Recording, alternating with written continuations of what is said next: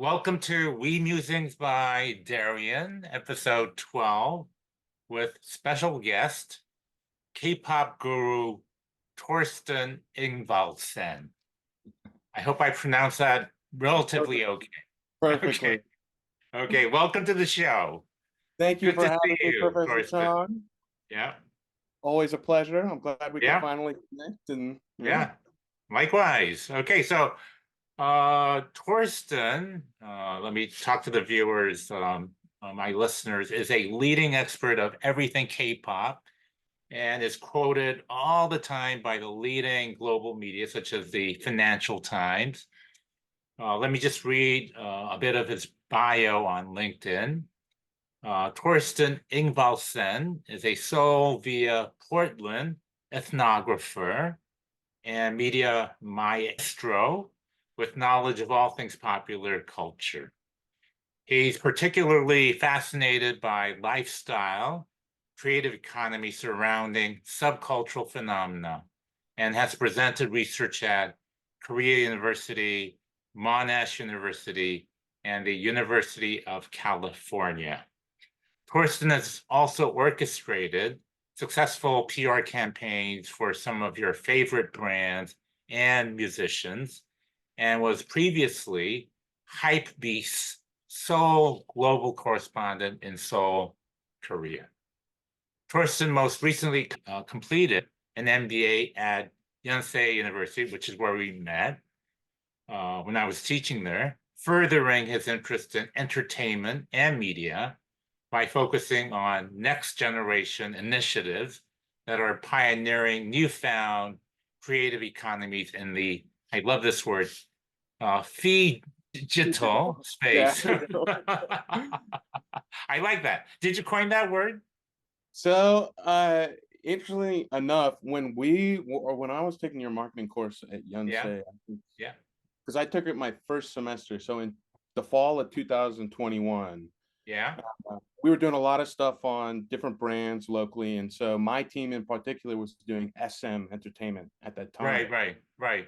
So during your course, especially, you brought up a lot of these newfound digital initiatives, kind of Right. floating around the term being Web3, so to speak. Yeah. And so I had actually been doing a lot of stuff in Web3 before joining the MBA program. And Right. so when you started talking about it, I was like, okay, let's see what we can come up with. This is perfect. I'm getting the actual infrastructural structural knowledge here. And then Okay. I'm about to apply it to real life examples. Yeah. And so Phygital kind of came about through my musings with Web3 and kind of Okay. this newfound cultural emphasis, be it through technology, whatnot, Yeah. where the boundary between real life and online are starting to get blurred. So Okay. the combining of physical and digital world. Yes. I And like that. so, yeah, so I really love the term phygital in viewing how life is so kind of a balancing Oh, act yeah, it's both. It's between Nunapi, so to speak. I mean, what I exactly, always preach. exactly. So, and it's It's funny more because customer friendly than Web 3.0, isn't it? Yeah, exactly. yeah, So that was yeah. always my ick with Web3 was the terminology was way too techy. Okay. Yeah. And so always trying to figure out how to create sort of these phygital initiatives Yeah. that are more so infrastructurally geared as opposed to me just saying, oh, look, it's Web3. Yeah. Like we're doing all these new platforms, Web3, NFT, etc. And so I think obviously making it more kinder to the general populace through these kind of terminologies is definitely key. It So works for me. of course, of Okay. course.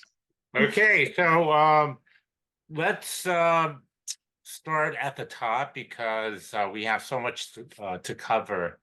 And even though a lot of, especially the young people, are very familiar with K-pop, but let's start at the very beginning. And as I introduced Torsten, he is an ethnographer, and so in that respect, it does have a much longer history than, let's say, BTS. We could spend hours and hours just talking about BTS, but I think the arc that I want to present today is to put it in some context. And I think people will develop in that respect a deeper appreciation of where we were, the past of K-pop, or Hallyu even, and where we are at the moment. And we'll finally talk at the end about what you think will be the evolution, the transition, the future of this genre. Okay, so in your opinion, when did K-pop appear on the radar, so to speak, beyond just having been popular in neighboring countries like Japan and China? When did it establish itself as a bona fide genre? So K-pop's kind of unique because I think it has a lot of tying in with the colonial past, especially in terms of the Japanese colonial era. A lot of ethnographers and ethnomusicologists these days kind of see K-pop as emerging during that era. Mm-hmm. So there's like people like the Kimchi sisters in the 50s and 60s who really Yes. cooked up a lot Yeah. of amazing pop ethos back in the day. And so there was definitely remnants of K-pop during those times. And so, Wow. but I think the industry was very young at the time. The Yeah. infrastructure wasn't really built out because a lot of it was based on that previous colonial infrastructure. Right. And so I don't really think K-pop came about until the IMF era in the 90s. Okay. Interesting. So I Interesting. think what The we late see 90s, that's what you're referring to. The exactly. first financial So crisis. exactly. Yeah. And so like kind of the Segyewa initiative Yeah. during that era, I Yeah. think brought about what we see as K-pop today. The idol system, the big three labels emerging, etc. And I think that really came about after Seo Taeji blew up Yeah. unexpectedly. Yeah. And Yeah. so he was this very against the grain artist. He was Right. really putting on for the youth, Yeah. like Yo Silideo, this track that was calling out the strenuous life of students, often Yeah. going to school and coming back at 10 Yeah. p.m., so on and so forth. So a lot of youth resonated with his messages. Right. And so I think the problem then was it was edgy for the government. So Yeah. obviously the government was going through a unique period of time, changing from authoritarianism Yeah. to a democracy. Right. So this was really the first artist that had mainstream success and was avidly talking back to the government, to the social structures in place, to the cultural things, etc. And so I think his success marked a lot of how the K-pop system developed, Yeah. especially HOT coming out of that Yeah. era, Yeah. Sure. and so on and so forth. And The you can so-called kind of first see generation idols, right? As we say in exactly Korean. the first generation. And so it's interesting because you kind of see lyrically this transition from criticism Yeah. to pop anxieties. Yeah. So, and I think that was partially due to the IMF's bringing about this new, unique soft culture notion of Segewa, kind of the Right. new Right. globalization where it was about expanding Korea as a global presence while Right. similarly maintaining what the government wanted to maintain. Right. Oh, that's a So, terrific answer. And if I could just give some backdrop to those not familiar with Seo Taeji outside of Korea. Seo Taeji is iconic in Korea. I think to this day, he remains this very mysterious figure because he comes and goes. And so he's in our consciousness, but he's not always on television or producing records, but his legacy is cemented in Korean culture. And maybe another tidbit for K-pop fans is that's where Yang Hyun-suk started, the founder of YG. So it's not just Seo Taeji, but it's also Yang Hyun-suk and YG and Lee Jun-ho, of course, maybe among that trio, the least known. So and it started with hip hop. So Exactly. they introduced hip hop into Korea, and of course, hip hop in Korea is a huge industry. So it's not just K-pop that we know of outside of Korea, but it's also Korean hip hop. Exactly. Yeah. And he was kind of the first artist, I would say, because K-pop is so hybrid with its genre, Yes. right? Yes. Yeah. So K-pop as a genre term is more of like an umbrella term. It's more Yes. of a description of what's hot in Yeah. Korean music at the Yeah. time. Yeah. And so I think Seo Taeji is so interesting because he managed to blend so many different genres, Right. even visual styles within his work. And I think Right. that was really a template for how K-pop developed as a genre and Right. understanding the ability to combine all these different subcultural art forms into one linear uh, kind of push. And so Yeah. Taeji is definitely an idol for sure. Yeah. And you almost made me think of along those lines, Nirvana, in the sense that it is his spirit, so to speak, was very defiant. Yeah. And that's why maybe not only the government, but many parents would have been quite intimidated by Mhm. this very new type of music. They probably didn't even want to call it music. Exactly. So it was very new to Korea. Quite Exactly. shocking. So, I remember because I was here. So yeah, Yeah. And that's the thing too, is Korea lived with these entertainment blacklists for so long yeah, under yeah, authoritarian regime. yes, And so even though there were inklings of kind of against the grain artists like Han Dae-soo, for example, yeah, yeah, kind of like Korea's Bob Dylan at the time, yes, who was yes, very focused with making people music yeah, and music that was against the social hierarchy, against the government grain, etc.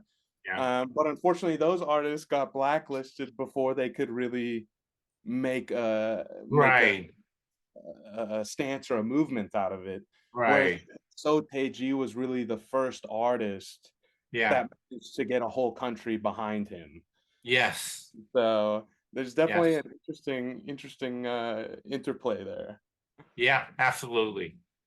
Okay, so you mentioned HOT, and we can also think of Shinhwa and SES and Pinkle and G.O.D. Uh, these are groups, but also Rain and P and POA, because they were venturing out to other countries. So it wasn't at first North America. It took actually quite a long time Mm. for Korean acts to reach the US or Europe, but they had been popular in Japan. And you mentioned the colonial, uh, as maybe sad as it is for a lot of Koreans, that passed. But nonetheless, the relationship, like it or not, love hate that we have with Japanese music, Japanese pop, J-pop, Mm. and in some cases, even a little bit with Chinese music, Canto pop. Uh, and so we were making some headway there, right? But Definitely. then what do you think was a catalyst for breaking into the US market and beyond to Europe? So I mean, I think there's a lot of different variables at play. I think Okay. one of the biggest variables is the government has always been very supportive of soft power initiatives and Right. spreading culture abroad. Yeah.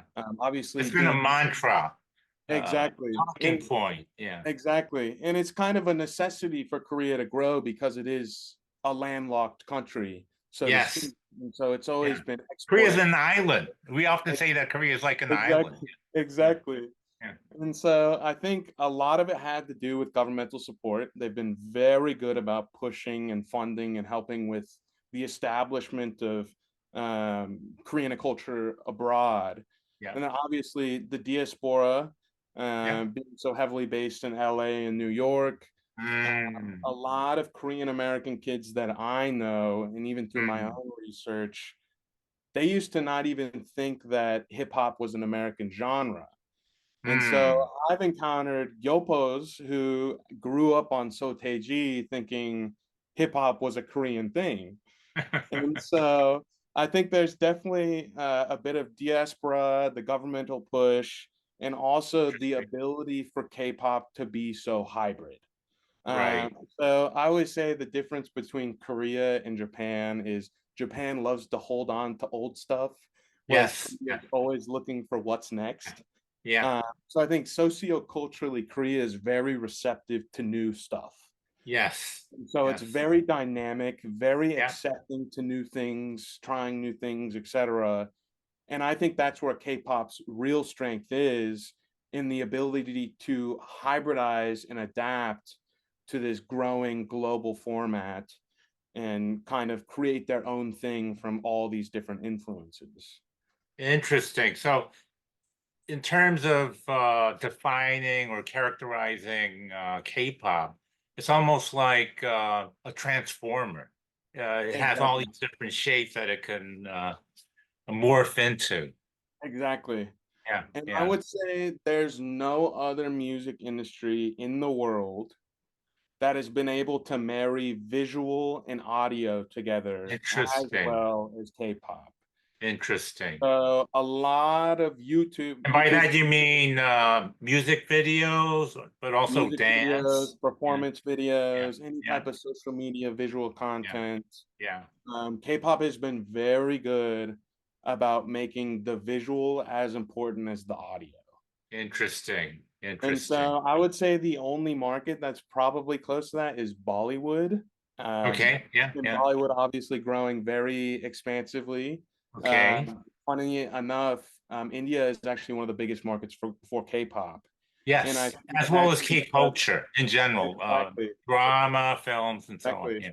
Yeah. And so I think the Bollywood listeners like that ability to see the audio visual content as opposed to Okay. just listening to a song, Okay. so to speak.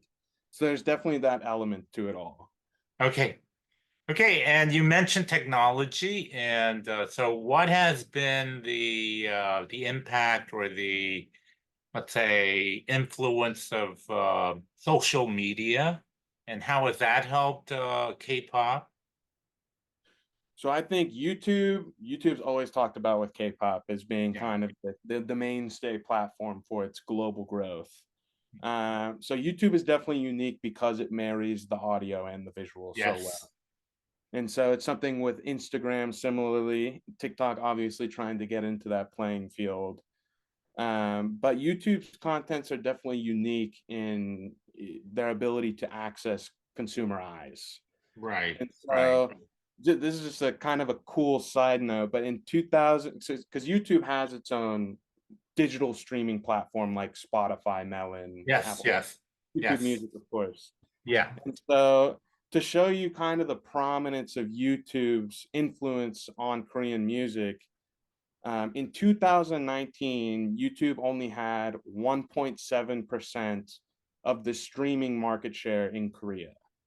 Right. Right. 2022, it was close to 20%. Wow. 3 years later, That's beyond exponential. way exponential. And so anytime you're on the subway, someone's Yeah, watching YouTube, whether it yeah, be a little webtoon comic or a yeah, yeah, K-drama clip yeah, or a K-pop video, yeah. YouTube's definitely made itself a very a very important player in the streaming front. Hmm. So I think as YouTube continues to emphasize locally and expand on the audio visual format, it's kind of eating into players like Melon, Naver Now, Genie Music, and some of these other Hmm. domestic platforms.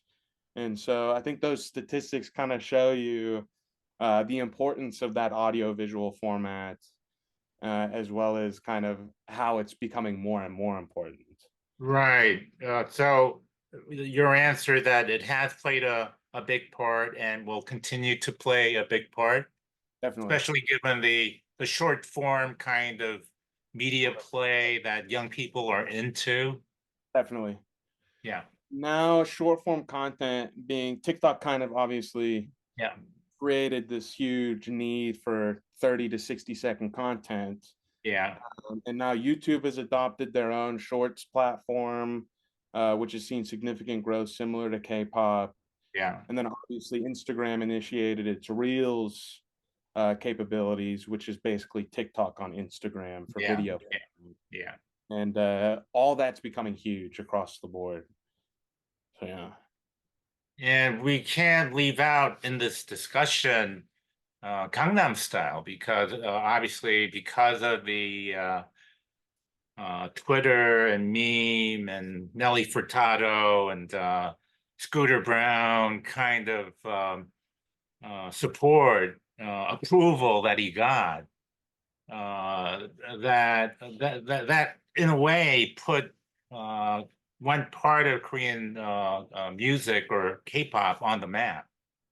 Definitely. And so, I mean, you could probably argue that Psy's Gangnam Style was the first major meme on the internet. Yeah. Oh yeah. And so Oh, I yeah, think period. I mean, not just for Korea, exactly, but period. exactly.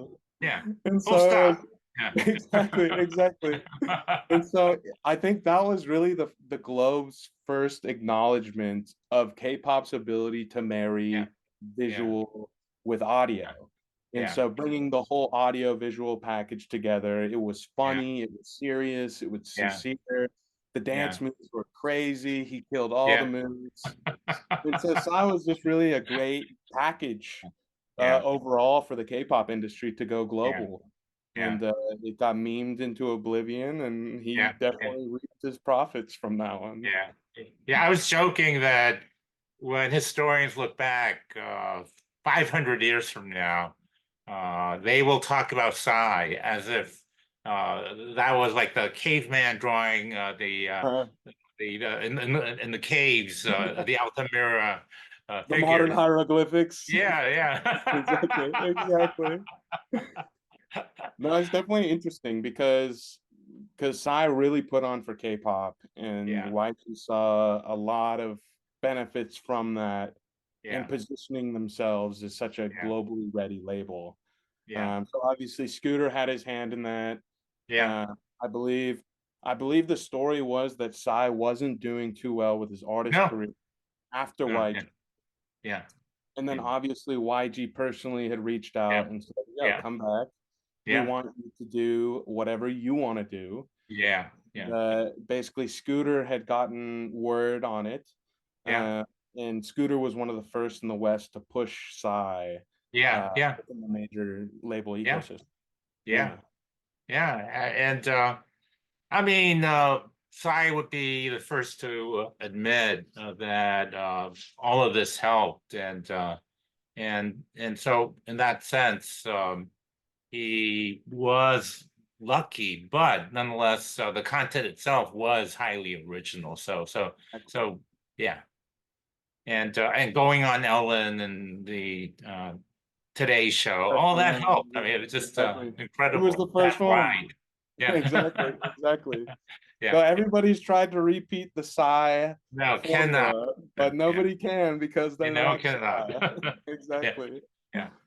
Okay, as and not let's say ethnographer, anthropologist, which you have been.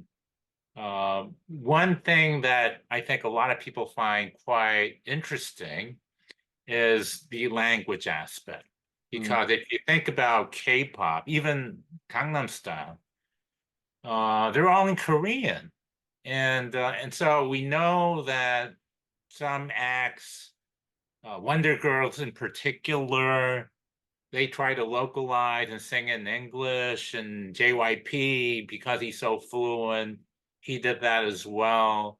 And you had Boa doing it in Japanese, and Dongbang Shingi perhaps doing it in Chinese, and you had all these units from Super Junior, so and EXO and so on. But uh, it almost seems as if uh, when they sang in Korean, it became even more popular. So Exactly. how do you reconcile that? Because language is such a hard thing to adopt, a foreign language, especially Mhm. such as Korean, for a non-Korean speaker. So I think I always say that K-pop to Korea is what anime is to Japan. Okay, okay, good And analogy. so Yeah, I think what's interesting in particular about anime yeah. is anybody who watches anime refuses to listen to the English dubbed version. And Aha. so they want it as authentic as it gets, and they would rather have the subs be what Yeah, they get to understand the show through, yeah, is reading the subtitles. yeah.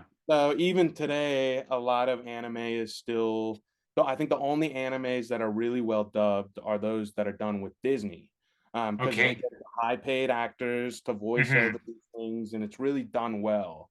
Mm-hmm. But obviously, I think there's a notion of the content is as good as it gets in its original form. Okay. And so the only way to really get the full ethos of any sort of creative endeavor is to really maximize on the most authentic original form of it. And Mm-hmm. so we even see it with like K dramas or a K Yes. film, for Yes. example. I think the Old Boy Yeah. remake, for example, is Spike, obviously I love one you, of those but exactly. And so that's the thing is like you had an amazing cast, you had yeah, one of the top directors yeah, redoing it, yeah. but they Spike just Lee. couldn't match the No, ethos of no. the original product. Right, And right. so I think that's the biggest thing is Interesting. you can always try to localize it, but I Yeah. think if you over localize it, Yes. it'll lose the authenticity in the full Yes. socio-cultural context that Yeah. birthed that original creativity. Yes. And Yes. so even you see labels, JYP being probably the biggest offender Yeah. of basically rewriting tracks for the Japanese Yeah. market or the English market, etc. Yeah. Yeah. In particular, Japan, they still do a lot of Japan language Yeah. albums for the Yeah. artists. But really, it just seems like a money grab as opposed to Mm-hmm. expanding the initial IP, the initial Mm-hmm. creativity Mm-hmm. that birthed it. So I think it really comes down to a loss of authenticity Yeah. in trying to over localize content Yeah. when realistically we live in a global world. Yeah. It's easier than ever to connect with someone 10,000 miles away from you. Yeah. Uh, so while at the same time we're all being able to connect easier and easier, Yeah. the cultural differences are also being spread out to a degree Yeah. because Yeah. we're being so overwhelmed with all these Yeah. new Yeah. unique things. Yeah. And so I think it's really about now just expanding on the authenticity of it all, Right. Right. ensuring that that is the integrity of it is there. Right. What I'm hearing from you is almost akin to, let's say, opera, where you have Puccini and Verdi, and it wouldn't Exactly. sound right in Korean or Or in English. English. It has to be in Italian, right? Or Wagner Exactly. in German. Yeah. Well, I mean, Yeah. even in Latin, right? There's still so much Yeah. opera in Latin, and how many people speak Latin? Yeah. Yeah. Yeah. Exactly. So it's definitely unique. Yeah. So K-pop has to be in Korean. That's the only way it's going to sound right. Yeah. Exactly. And I think the hybridization within K-pop has made it so unique because a lot of the hooky parts or the melodic Yeah. Yeah. melodic parts of songs are in English. Yeah. I know. Yeah. That's partially a marketing tool as well. Yeah. Yeah. So it allows them to be globally applicable while still maintaining that initial authenticity. Yes, and the ironic part, of course, nowadays is that you have all these foreigners learning Korean Exactly. because of K-pop to Exactly. understand how it feels, not only what it means. They could, Exactly. yeah, they could see the subtitle, but they want to really feel it, Uh-huh. like a local Korean. Exactly. And the amount of business ventures that have come about from that is exponential. Like I Ah, remember High when Hybe initially formed, they had a yeah, whole educational arm yeah. dedicated to And it's basically called Big Hit, right? exactly. So Entertainment. Yeah, they yeah. had a subsidiary that basically focused specifically on Korean language learning, and they Okay. made all these contracts Ah, with BTS members to ah. basically export the language abroad while still Oh, making gee. money from it. Oh, gee. So So Korean. Yeah. exactly. I love Ex- that. I love Exactly. that. They've Yeah. definitely managed to make a name for themselves through Yeah. K-pop. Yeah. The Yeah. language has definitely grown. Yeah. And just to finish off the talk about language, I think it's a well-known fact. It's a worst kept secret that a lot of the composers are actually Swedish, Yeah. the Korean song, and this ecosystem uh, is in place in Korea where they're written in Sweden or in Korea by Swedes and then translated into Korean. And so that is quite interesting. And so reading up on why Sweden, of course, you have ABBA and you have this long history of songwriting by Swedes to American acts, but you have all this almost cottage-like industry in Yeah. Sweden writing for K-pop. And so let me just read something from the New York Times by Alex Marshall. And so he lists all the names and who they wrote for. And I was on Spotify this morning, and it's just I mean, it might be 50 songs for Red Velvet in particular, but Girls' Generation, so on and so on. And so quoting Michelle Cho, who is a Korean songwriter, she says, Swedes seem to have an emotional understanding of us Koreans. That's what she said. They write melodies that seem to really hit our emotions. Uh, Got and the I Han. found that to be fascinating because uh, uh, I assume from your last name that you too have some roots in Sweden or in that part of the Yeah, so world. I'm actually half Norwegian, a quarter Korean, and then Okay. a quarter bunch of different European things. Okay, so more Norwegian. Okay, so I stand corrected because having been to Northern Europe and having traveled and taught there, I know it's like Korea, Japan, and China, how they think about each other. So Exactly. It's similar. Exactly. A it's lot usually smaller though. yeah, it's nothing very positive what they say about other countries there. So but anyway, Exactly. but you know Swedes better than I do. So do you agree with that? I mean, because when we Well, think of Sweden, they only have 2 months of sunshine a year, so it's a very dark place.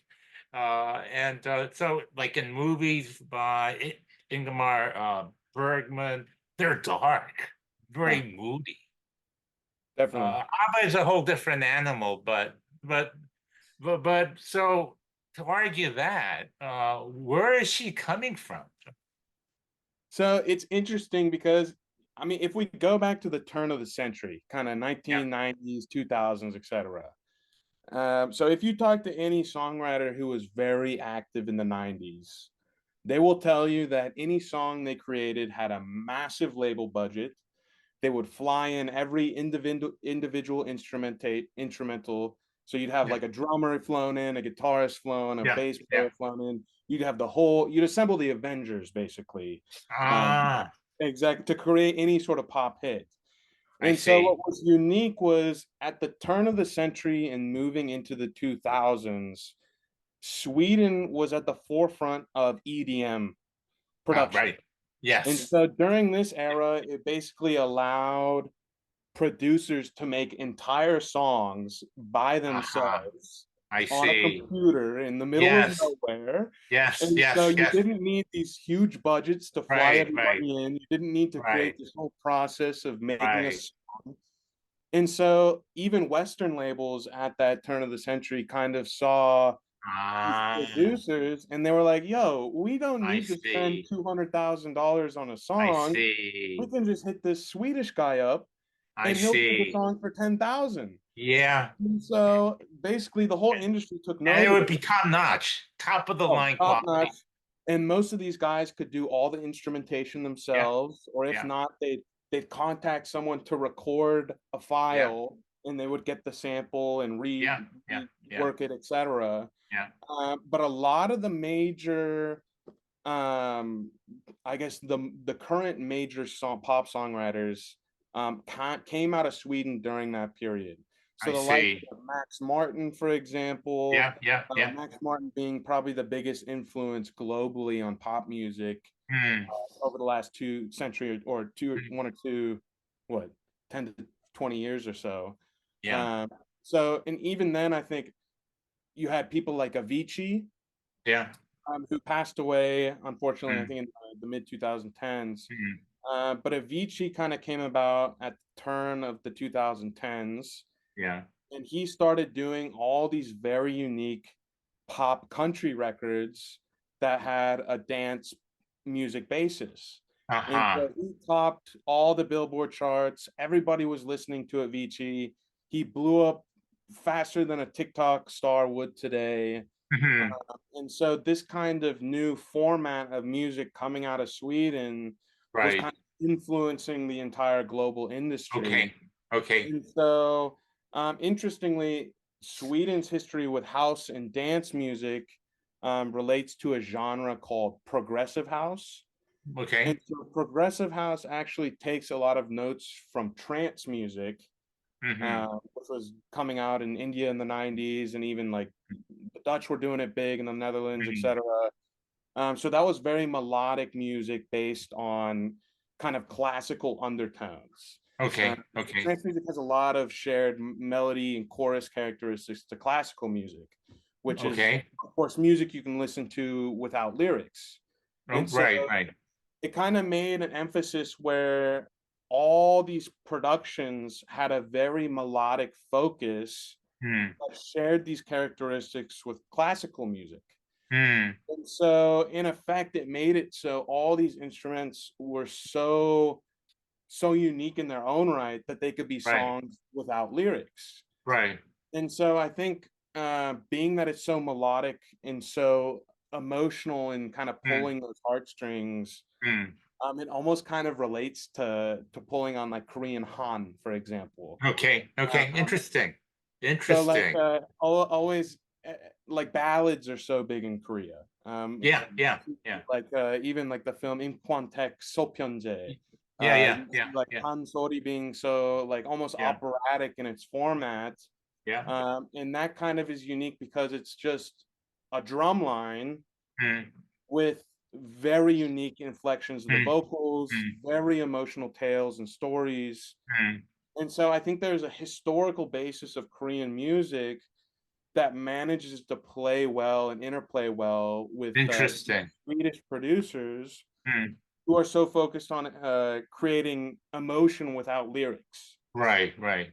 So And in so, that sense, two things come to mind. One is that it's almost like having a template on top of which you can add Korean content.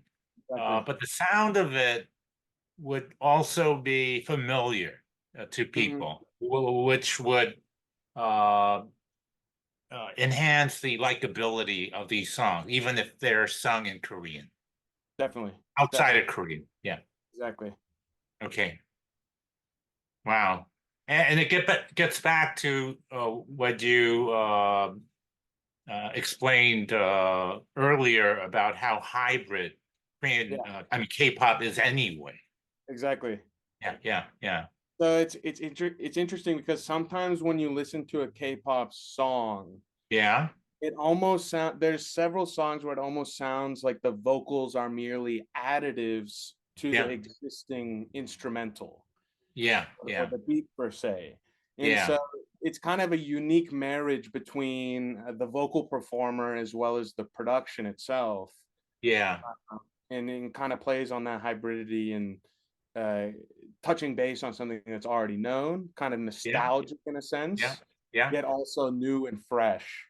And Right, I right. think pop music in general always has this dichotomy of playing with what exists while Yes, also giving listeners a degree of newness. right. And so nobody's really been able to turn the dial into something totally new, Mm, because I think there's always that cultural play on nostalgia that is yeah, so important in re-invoking those existing emotions. right. So it's almost seemingly both nostalgic and new. And it's Exactly. just you're fiddling with the recipe. Just Exactly. yeah, Well, it's yeah, like, what are we saying? And I was talking to somebody earlier today about this too. It's like within business, right? You can't really reinvent the model. no. There's existing models that Yeah, exist, and you yeah, make a new version of your product within yeah, that model, per se. yeah, And yeah, so it's similar to pop music in that pop music is already structured the yeah, way it needs to be. And yeah, so every song structure is likely going to be identical, but yeah, how those producers and different actors, play with those certain variables and change the instruments and make it unique in their own way. Obviously, there's still that initial template that everybody has to go from. right, right. So definitely always there's that interplay between balancing the old and still Yeah, making something unique and yes. And that was probably true in Mozart's time, exactly. and it's certainly true now. Okay. Yeah, Exactly. yeah, They were yeah, just yeah, adding 30 minutes to the back end to, enhance yeah. their symphonies. Okay, we could spend all day, but let's talk about a few more topics and we'll Of uh, course. um round this up because I know you're busy. We would be remiss not to talk about BTS, but since BTS will have been discussed ad infinitum, let's just talk very briefly about BTS and why they took it to another level. And I want to get your take on what they did so well as opposed to previous K-pop acts and what they're doing very well. I mean, think about it. They're all in the army and they're still raking in 70, 80 million, whatever, maybe Exactly. per person. So And RM, the leader, just announced his next solo LP today. in the army, right? Yeah, well, Yeah. in the service, serving in the army. Exactly. So I mean, BTS is definitely, I think, I, I hate to say it, but I think BTS was there at the right time. Okay, so So okay, there's good nothing timing. to fault Yeah, their talent. I think yeah, the yeah, group is yeah, one of the best, obviously, within K-pop, probably yeah, the best. yeah. But I think there were a lot of variables that helped push BTS globally. So Okay. during their rise, a lot of US Western, the big three, so to speak, Universal, Warner, and Sony, they kind of saw K-pop's rise and the need for it to be absorbed within their global outlook, so to speak. Hmm. So BTS had very good partnerships with partner labels abroad. Hmm. I believe Butter was actually A&R'd by Columbia Records, if I remember correctly. And so they found the song and they got them to do that and made sure that that was properly done. I believe the A&R for BTS at the time is now vice president of A&R at Columbia. Wow. So she Yeah. leveled Wow. up quite a bit from her days at Oh yeah. BTS. Oh yeah. Exactly. Yeah. And yeah, so, but I think BTS is obviously they've been able to expand upon their fandom like no other group has. yeah. I think boy groups in particular, if done correctly, have the ability to really maximize their industry hybridity. Hmm. And Interesting. so Why one do of you the say that? So, I think one of the unique things that K-pop boy groups play off of is the notion of boys love or BL sure, style. sure, sure, And sure. so BL content kind of initiated in Japan, Yeah, I know. kind of It's a exploded across sensitive topic. I know a lot of exactly. people, the manga people, they are well too familiar with it, and the homoeroticism, it's kind of gray. It's not. Not Uh, totally in it, not totally out. no, exactly. Yeah. So Exactly. it's just straddling the two Exactly. sides, but yeah, yeah. So Go ahead. interestingly, I think it's roughly like 70% of BL viewership is from females. Right. Yeah, yeah. So, and I think roughly 40% of BL fans spend around $1,500 USD a year on BL related content slash merchandise. Incredible. And so they're a very fandom oriented group of individuals who readily support who they're willing to support. Hmm. And so I think a lot of boy groups benefit from BL or orchestrated sort of fandoms. Okay. And that has driven a lot of these sales through the roof, especially across Southeast Asia, Interesting. East Asia in particular. And so I think it's interesting because a lot of people in the industry will say it's easier to develop a girl group Yeah. rather than a boy group. And I think a lot of that comes down to the fact that boy groups are so heavily dependent on this BL angle. Hmm. So I would say probably 85% of BTS listener demographic is female. Hmm. So if you compare that with a group like Blackpink, Hmm. Blackpink would probably be more of a 50-50 type of split between genders, Hmm. because of their demographics. And so girl groups are always seen as easier to create because Yeah. there's a bigger automatic audience. Right. Right. Whereas boys groups really play into kind of that BL fandom and fan fiction aspect to exasperate their sales and kind of incubate a bigger and more thorough fandom with people who are willing to put their money where their mouth is. And Okay. so I think BTS definitely had the ability to play on this BL sort of characteristics while Yeah. also kind of obviously traversing the fine line between what is BL and what is not. Right. And so obviously Western audiences loved Butter. It Yeah. came at a great time. I think Happy was released in Yeah. 2013. Yeah. And then Bruno Dynamite and yeah. Mars. Yeah. Yeah. Exactly. So it Yeah. played on, like we said before, it played on the Yeah. nostalgia of Yeah. what listeners already were familiar with, Yeah. while also being something totally new entirely. Uh, Yeah. so it's new vocal performances, all the dance visuals, Yeah. etc. Yeah. And so BTS definitely benefited from their ability to kind of incubate that image uh, Right. while still maintaining their own brand Right. identity as the Right. BTS LLC. Okay. Okay.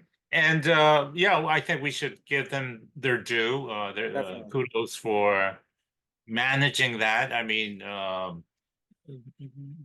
all the fortuitous things happening, Of course, of course. notwithstanding. And would you also agree that thematically, the content of their songs were different in terms of dealing with very coming of age issues like suicide and loving yourself and the kind of uh, pangs that young people would have. So that's why I think Bang Shi-hyuk was a very good student of Seo Taeji. Okay, So okay, I think he interesting. really Yeah, understood the ability for Seo Taeji to relate with youth. right, And so I think BTS was really the first group since that managed to really wrap concepts and lyricism around the everyday struggle that youth go through. Right. So a lot of K-pop, even to this day, is not very thematic in terms of the language used in songs and across albums. And I think BTS was really the first group that could not only apply to Korean youth, but global youth through its Yeah. music. So it Yeah. was still kind of socio-culturally embedded, but Yeah. walking that fine line between specifically Korean things Yeah. and specifically just general youth anxieties. And so I think they did a great job at being able to walk that fine line and find resonance with all these communities across the globe. Kudos to them for that. Okay, Definitely. three more topics, and let's talk about them in quick order. Until now, we've been just gushing and talking positive about K-pop, but without getting into all the scandals, especially one that's hit high with Ador and Eugene. I won't touch that. So let's not touch that. But let's talk about it in general, in terms of structural problems that K-pop has. I think often they talk about the traineeship and how hard that is, and how hard it is to make it, and in some cases, uh,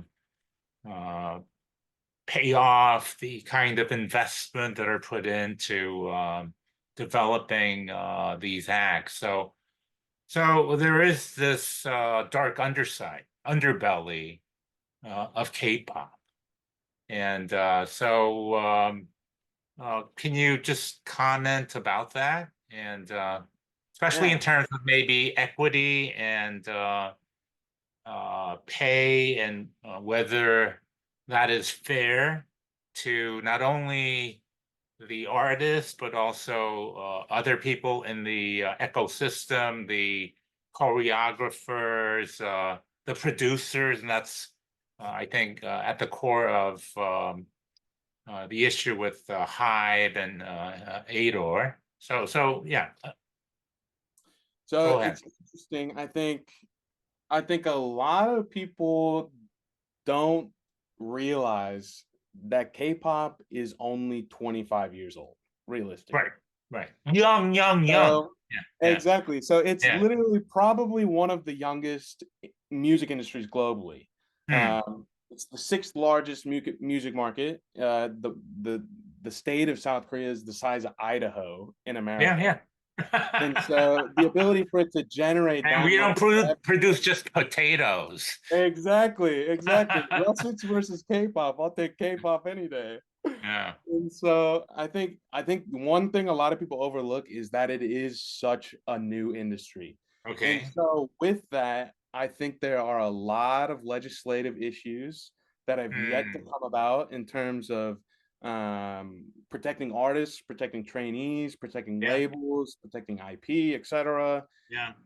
So I think a lot of the legality behind K-pop is still quite loose, and that's Hmm. why we're seeing the press conferences that we're seeing this week with Minhee Jin, etc. Yeah. Yeah. And so, I mean, there's a lot of, I think it's just still a very young industry, and it's Okay. grown up so quickly that now we're Uh, kind of seeing the stuff that was tossed under the rug coming to light. Interesting. And so I think it's funny. We always talk about how there's generations of K-pop groups. Yeah. First generation, second generation, third generation, fourth generation, fifth generation is what we're Yeah. now supposedly. But in reality, I think as an industry, right now we're transitioning from the first generation of K-pop into the second generation Hmm. as an overarching industry. And so, with the Right. rise of BTS, with the rise of HYPE, the creation of HYPE, all the SM Cacao debacle in the past year, so on and so forth, Hmm. I think Hmm. right now we're seeing the first real transitory period of K-pop, seeing those growing pains of becoming a preeminent soft power in Asia to now Hmm. being something that is globally Hmm. recognized Hmm. and globally listened to. And so I think right now we're seeing those growing pains front and center. And yeah, I think there's going to be a lot of new legislation that probably comes into play, um, and a lot of new processual things within these labels, to kind of benefit the artist, the trainee, as well as the label entirely. In terms of paying artists, and everybody involved on the creative end fairly, uh, K-pop very much so still relies on its clout to hire new talents and trainees. So instead of U.S. companies who might hire people based on the benefits they receive or the added day-to-day life benefits, etc., or so to speak, better pay than the competitor, K-pop really bases itself around the label. Yeah, So it's a very mainstay salary level across the board.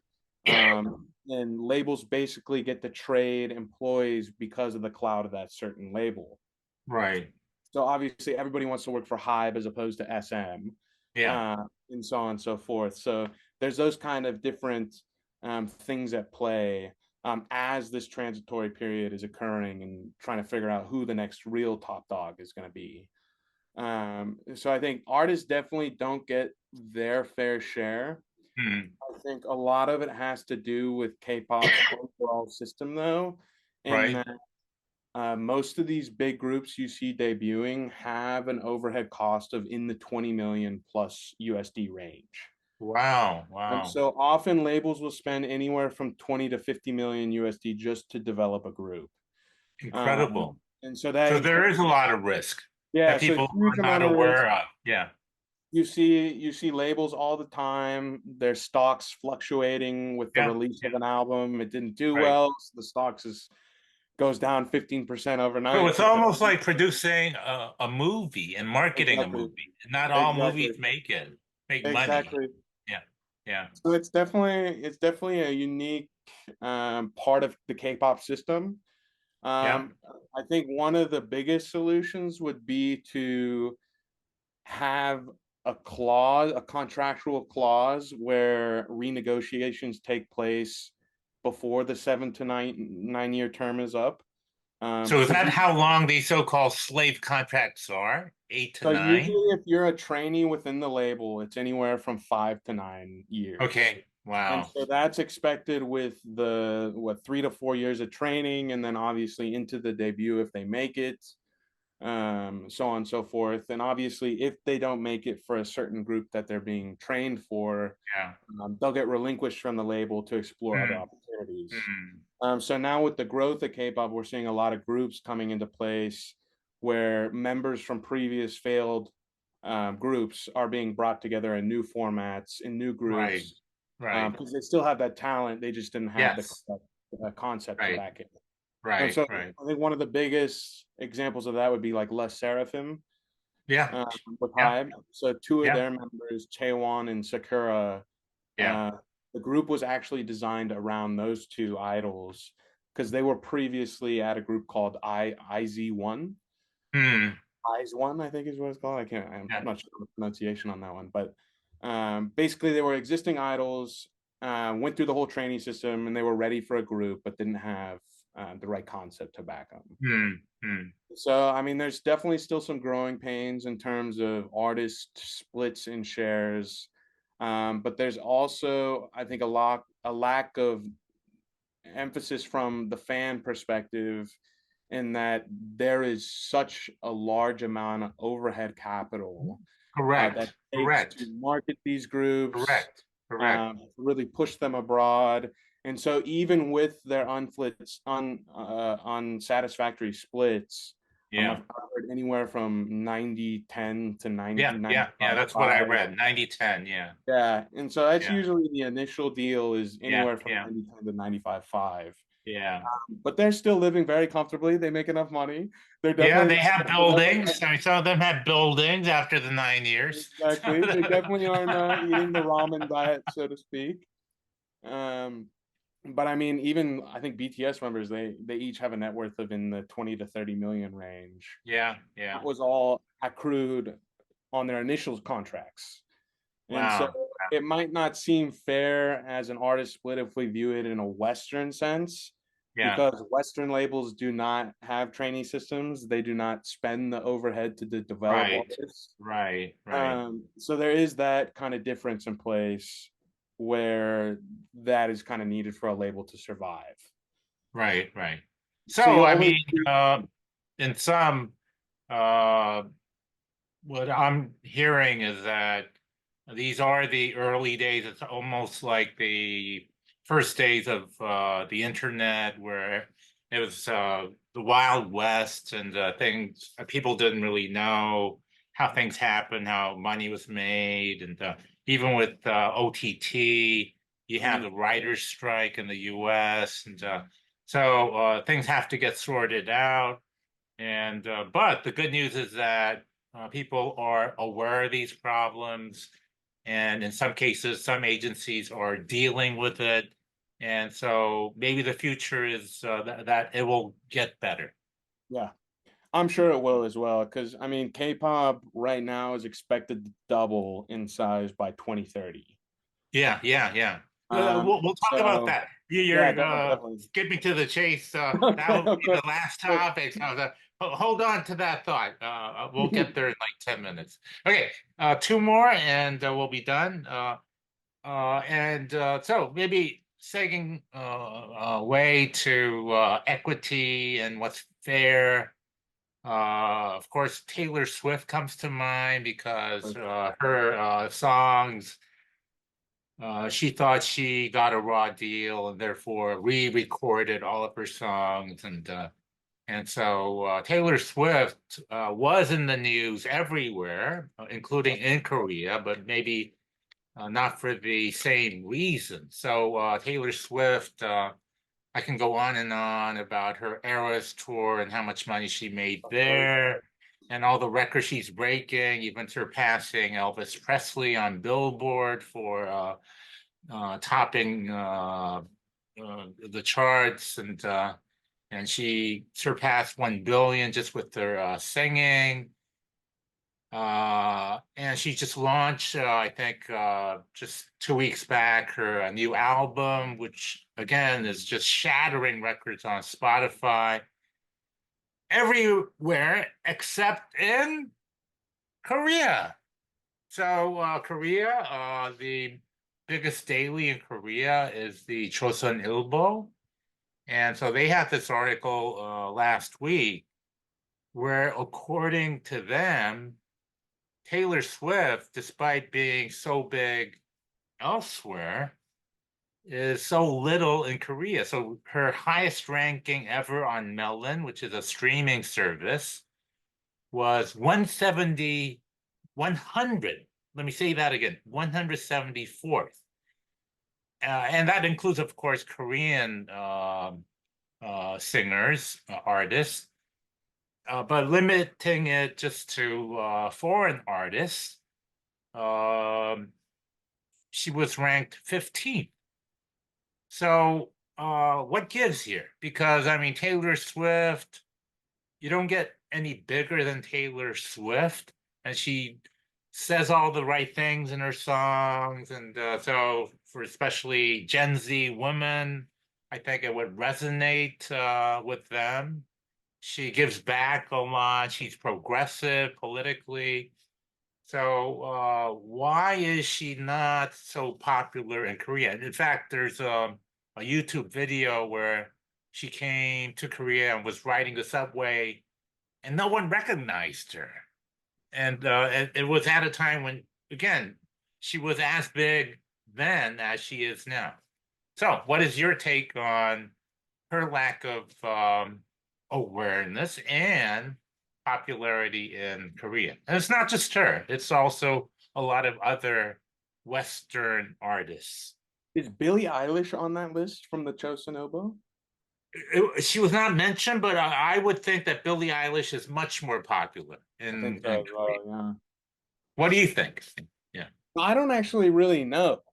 yeah, And I don't know if it's because so from what I've heard is Universal's biggest artist is Taylor Swift. yeah. And so she obviously has whatever she can do, whatever she wants to, because she makes, from what I understand, close to 70% of Universal's total revenue is brought Wow. in by Taylor Swift. And Wow. that's She global owns revenue. Universal practically. Yeah. Yeah. Yeah. Yeah. And Yeah. so she's obviously the money maker of that Yeah. label. They'll do Yeah. whatever they can to make sure she stays on the label. Yeah. Okay. It's similar to what like Dua Lipa. Dua Lipa, I Mm, think his value is like a $200 million asset. mm, So it's just like it's not worth it for these labels to lose those cash cows. Um, mm. so they'll basically do whatever. But I think in terms of the Korean context, I'm actually not quite sure. I don't know if it's because there's already a lot of prominent female soloists locally, people like IU, for Yeah. example. Yeah. The IU was mentioned, in fact. So Korean music critics said, "Oh, we already have IU." So she emotes in a way that resonates more strongly with Koreans. Yeah. Yeah. Exactly. Yeah. And I think too, a lot of those songs, even like people like Baekhyun and some of these Yeah. other soloists, it's very ballad oriented. Yeah. And I think Taylor Swift is a bit more popish Yeah. than Yeah. someone like IU or Yeah. Baekhyun Yeah. because obviously to grow that big, you need Yeah. to be able to apply to as many people as possible. And in Yeah. order to apply to as many people as possible, you Yeah. must simplify the sociocultural context as simply Sure. as you can. Sure. And Sure. so, like every Taylor Swift is known for the breakup songs, for Yes. example. Yes. Yes. And so it's same thing with And rap. sometimes she names, or I mean, it's pretty Exactly. clear who she's talking about. Yeah. Yeah. Exactly. Yeah. So, and I think someone like Drake as well, for Yeah. example, they have an ability to pull on a very simplistic anxieties that all humans endure. Hmm. So all of her albums are based around breakups or like a Yeah. struggle to find self-love and do Yeah. better. Yeah. And so I think that's obviously why she's become so big globally. Yeah. Yeah. To be honest, but I have no idea in terms of the Korean market. I don't know. Yeah. It's a Uh, mystery because at least in the past, you had big artists, and for a time, maybe in the 60s and 70s, I think Koreans followed foreign artists even more so than Korean ones. So yeah, that has completely changed. A lot of it has to do with production values, obviously, but yeah, just in terms of the balance. yeah. And I'm Yeah, reminded of the I think it was 1996 yeah, when Michael Jackson came yeah, to Seoul. exactly. Michael And Jackson. so if you watch that Yeah, concert, yeah, it looks like a K-pop concert. Like yeah, Korean yeah, fans yeah, yeah, are yeah, enthusiastic beyond repair. yeah, And there's yeah, even the clip of that one fan who hopped on yeah, stage with yeah, him. yeah, yeah, And then Michael, of course, didn't want him to fall off yeah, yeah, stage. It was as it was held in the air. And so he was holding onto the fan for his dear life, making sure yeah, that he yeah, didn't fall off. yeah, yeah. And so it's funny because I think that fan culture has always been there. Okay, I okay. think that K-pop has really been So able to. maybe Michael Jackson started the He K-pop culture. he could have very well been He's the father of part of the K-pop. catalyst, exactly. And so it's In the funny because rain. I think now you see even the Taylor Swift fandom Yeah. kind of in a nostalgic way doing what Michael did in the 80s and Yes. 90s globally. But Absolutely. the Yes. difference, I think, is that obviously Michael Jackson's listener demographic is very split down the middle. Yeah. Yeah. Whereas Taylor Swift probably leans Yes. toward 80-20 female Yes. to male rate. Yeah. Yeah. And I think that's something too. And it's funny because a lot of foreign male pop acts are huge in Korea. Yeah, Like that's true. Sam Smith RG, and yeah, yeah. Sam Ed Smith, Sheeran. exactly. And so, Louis Capaldi, not so much, who I like. And, this is my homage to Scotland, where I spent some time. So this is all Scotland in the oh, background. there we go. The theme is on point then. Yeah. It's too funny. Yeah. So I definitely, I'm not too sure on Taylor Swift, for No, I think example. you're right because even with Barbie in Korea just tanked. I mean, it was the only country in the world, I think, where Barbie. A Uh, lot of bad, yeah, yeah, a lot of hate.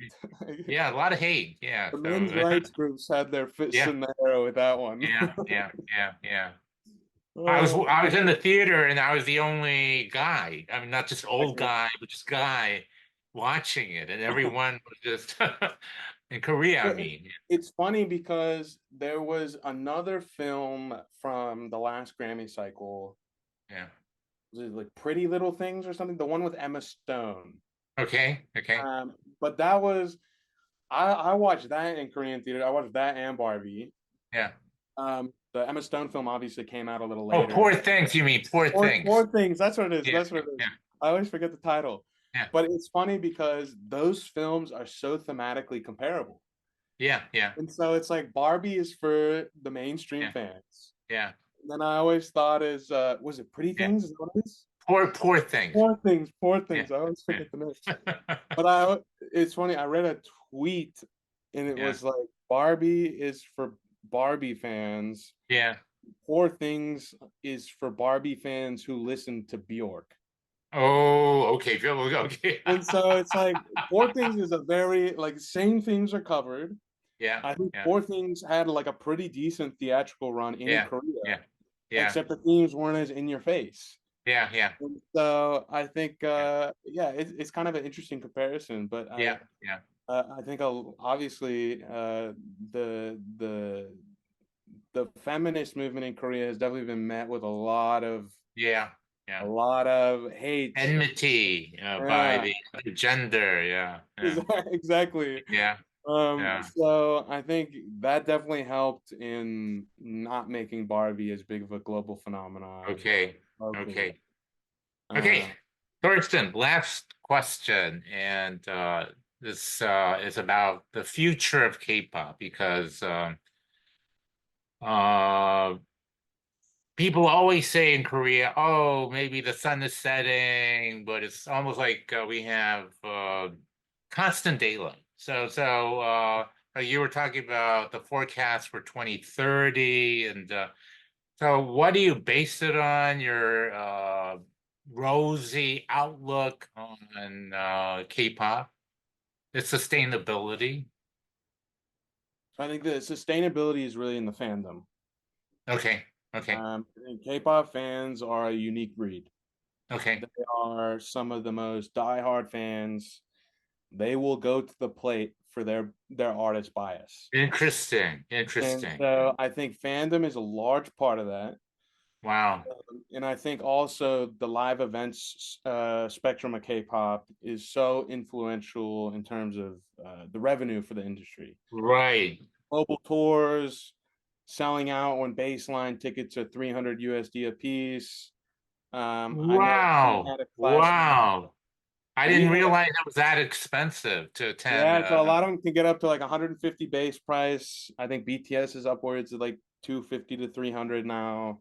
Uh, Wow. so some of these groups definitely rake it in terms of the live shows. Mm, So from what I understand, the U.S. music market is growing at about a 7.6% CAGR. Um, okay. Latin American music and Afrobeat are in around the 15% mark. Okay. So they're about double what the Western market is viewing right now. Okay. And Goldman recently released a report Yeah.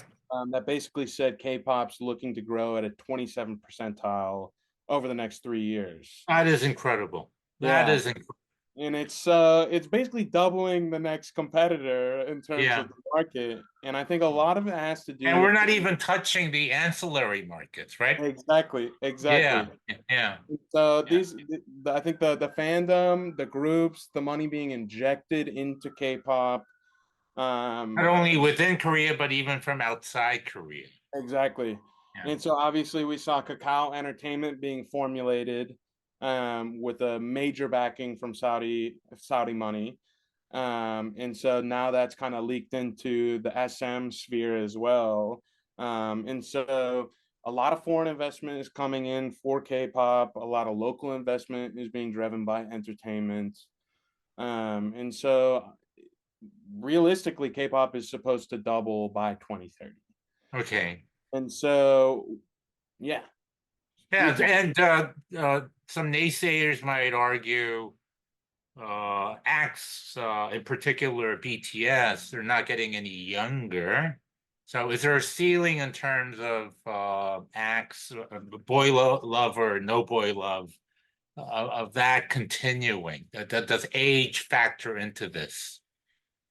So I think one of the interesting things about K-pop that I think will be remedied with this industry transition into kind of this new generation of management and so on and so forth is K-pop has never had a good track record with making soloist legacy brands. Right, right. So they're very bad at being able to create long-lasting careers as solo acts. Okay, Everything is very in relation to the group and the group's activities, etc. But right. what I do think is very unique with BTS is HYPE and Big Hit and Bong have done such a great job at Yes, making solo careers out of yes, all their members. right. So even yeah, like you see a lot of like Harry Yeah, Styles influence coming yeah, into play. yeah, yeah, yeah. Everyone's having their And moment. they're J collaborating with all the non-Korean artists, Exactly. right? They They're fully feature, yeah, global with it. yeah, They've got the yeah, best talent on board. Like yeah, J-Hope, a lot of people doubted yeah, J-Hope as a rapper. yeah, Um, but he killed it with his yeah, first solo album. And right. a lot of the production talent on that Interesting, album interesting. was globally recognized talent within the field of Right, K-pop. And so right. fans saw that these producers were co-signing J-Hope, Yeah, and they yeah, were like, "Oh, hell yeah, like this is great. Like he's doing it yeah, in a very authentic manner, not just trying to get local style of a global format." right. It's almost like Beyonce crossing over to country. So you could Exactly. have these individuals cross over Exactly. beyond K-pop almost. Yeah.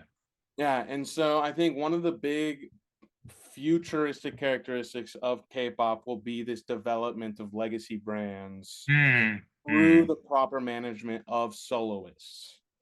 And Interesting. so I think And one do you of the think it's happening? That is the objective, but do you see people, I mean, well, BTS, you definitely see that, but what you're saying is that other bands or other acts will do that.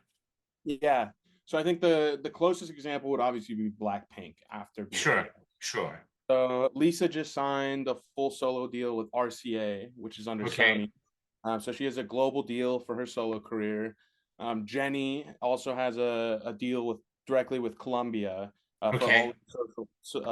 solo activities. Yeah, So you see a lot of these soloists branching out interesting, from the group interesting. careers and doing these co-ventures or joint ventures with globally applicable labels. And so obviously these labels like Columbia, RCA, etc., they'll basically feed all the right hits into their careers. Yeah, They'll feed all the right stuff based into what yeah, they think their demographic is listed as, what their brand portfolio yeah. looks like, etc. And they'll really expand on the solo presence of these idols. And so I think it's also unique because K-pop is always so focused on the collective.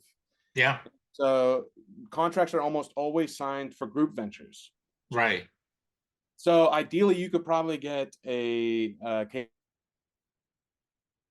Hold on. um, Yeah. I'm but so these sorry. I mean, labels. yeah, there was Oh a yeah, glitch, that's but a little laggy there.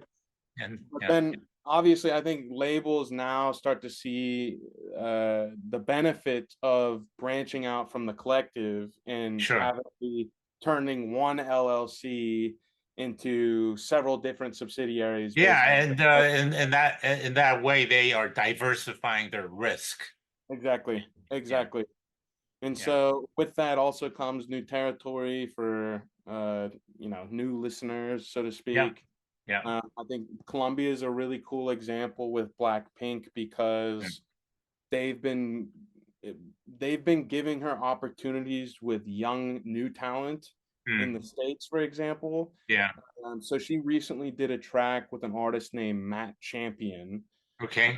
And so Matt Champion probably has 300,000 followers, very small act, Hmm. was part of a group called Brockhampton, Okay. which was, and Brockhampton was an all men's rap group Okay. that came Okay. out of Texas. Hmm. A lot of BL influence content through that Hmm. rap group as Hmm. well. Hmm. But Matt Champion recently did his solo album under RCA slash or not RCA, Columbia, sorry. And basically Jenny hopped on the track. And Uh-huh. so you kind of see how they're diversifying her Right. role as not only a K-pop star, but an Yeah. avid musical taste influencer. Interesting. So she's Interesting. co-signing these young talents. She's agreeing Yeah. to do these projects, etc. Yeah. It's really kind of bring together the underground, the new, and then also match with her brand identity. So yeah. Okay, Torsten, I have learned just so much, and we could just talk for hours, but I think we have more than I think very interesting stuff for not only people who already know K-pop, but especially for people who are just getting their feet wet. Of And course. I'm very glad that your outlook for K-pop is very positive Yeah, of course, of course. because Only a positive. lot of people depend on K-pop, not only here in Exactly. Korea, but even outside it. Yeah. Exactly. Exactly. No, Okay. there's Thank a you so message to be much. said, of course. Thank you for having me. Thank you. And see you soon. Of course. See you Take soon. Take care. All care. the best. All right. Okay, signing off. And Signing see off. you all in the next episode of We Musings by Daeryun. 안녕. 안녕. 안녕.